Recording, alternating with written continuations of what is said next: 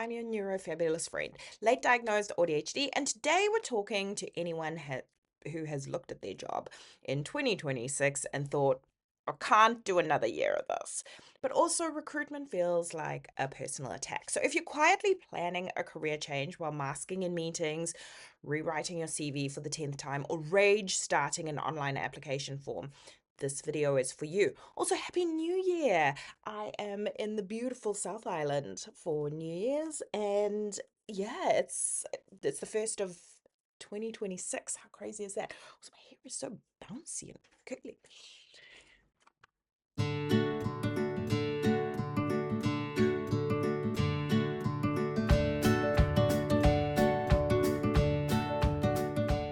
All right, in this video today, we are going to talk about why so many autistic people, ADHD and AuDHD professionals are considering new jobs in 2026, why recruitment still feels stacked against, AuDHD, ADHD, autistic people, and what the research actually says about this, and how to rethink a career fit in a way that really protects your nervous system, not just your resume.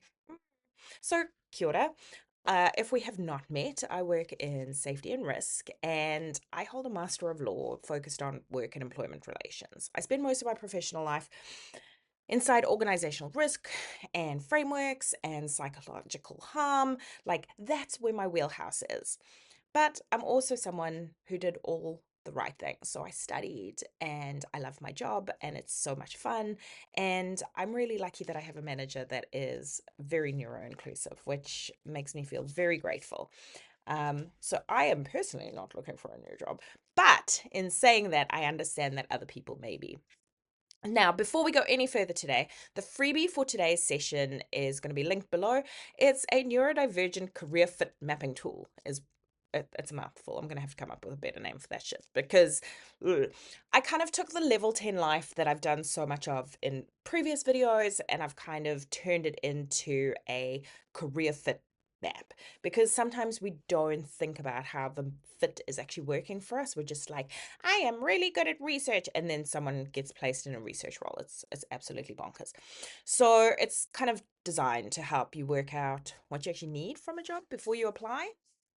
All right, if it feels like everyone you know is currently on the gram or on social media talking about potentially leaving their role, it's not really anecdotal. There's quite a lot of structure behind this. Recent research by Quintero and colleagues in 2025 surveyed 880 employees across large global organizations and found that awareness of ADHD and autism was high, but practical understanding was actually low, and that ADHD traits were routinely misinterpreted as attitude or professionalism issues, not neurological differences. So managers believed they were being supportive, but rarely changed the workload design, communication, expectation, or performance metrics. And even more concerning, awareness training without the structural change actually increased the risk of unintentional discrimination. So if you feel like the language has improved, but the job has not, it's probably not in your head. So if this is sounding familiar, just pause for a second, take a deep breath. If it's resonating, please do hit the subscribe button, and you do not have to algorithmically find me again while half burnt out. That would be great. So let's talk about stigma, because stigma still matters in 2026. So sad. Do you know how much stigma there is? It's wild, Matthew. Okay. A Queensland social survey in Australia found that 78.3% of adults believe that ADHD is overdiagnosed, and views on medication were sharply divided.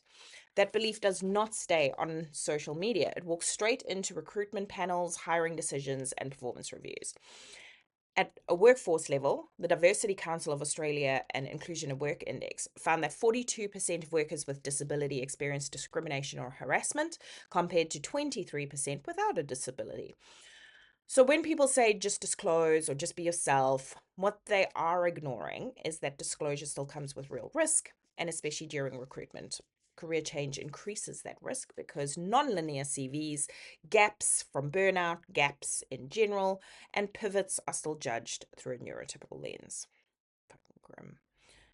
All right, so If you're currently trying to work out when, where, or how you would like to disclose, that is not dishonesty. It is risk management.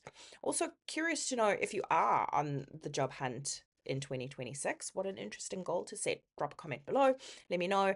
It would be really interesting to see. And we can also, support everybody else. So let's also now clear something up. There's no such thing as a universally autism-friendly job or ADHD-friendly job. Those lists you see online often push autistic people towards solitary technical roles and ADHD people towards chaotic, fast-paced ones.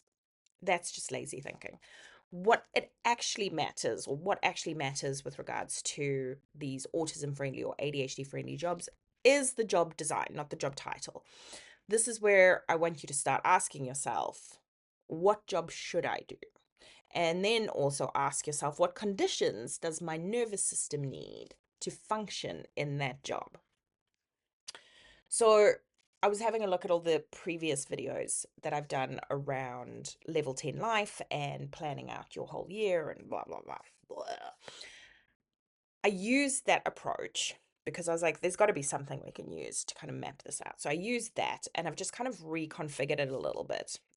I'll move it to the side and you can see it here. But ask yourself honestly, one, how much cognitive load and task switching does the role that I'm doing actually require? And how much am I actually capable of? Kind of give yourself two scores. Two, what is the sensory environment actually like? Three, how much of this job depends on real-time verbal processing? Four, how much autonomy do I have over pacing and methods? Five, how does this role allow for recovery or reward, or how do we reward that constant output? Six, are organizations' values real or performative? Seven, how is learning expected to happen? Eight, how is performance measured, clearly or vaguely? Nine, is it psychologically safe to ask for adjustments? And 10, does this job fit my life now? Not the version of me 10 years from now. So if a role scores low in multiple areas, it is not a mindset issue. It's really just a structural mismatch between you and what it is that you're trying to achieve. So use the freebie below. I'm super excited about it. It's going to be kind of just fun and colorful, and you can color it in with pencils. All good. Something bright and colorful. So why is recruitment the actual problem as part of this process? Recruitment systems still reward speed, confidence signaling, and linear storytelling. Online forms, oh my God, working memory, can we not even? Interviews reward social fluency, and culture fit often kind of quietly filters out any difference that we may have.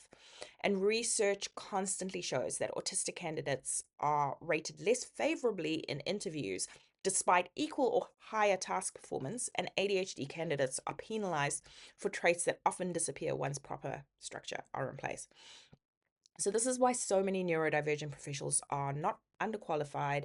They are just undermatched with a really great job that could be around the corner. So if you're considering a new job in 2026, here is the reframe I want to take away with you. The question is not, why can't I make this work? The question is, does this role deserve my capacity? And that shift alone essentially changes everything. So if this video helped you today, like and subscribe.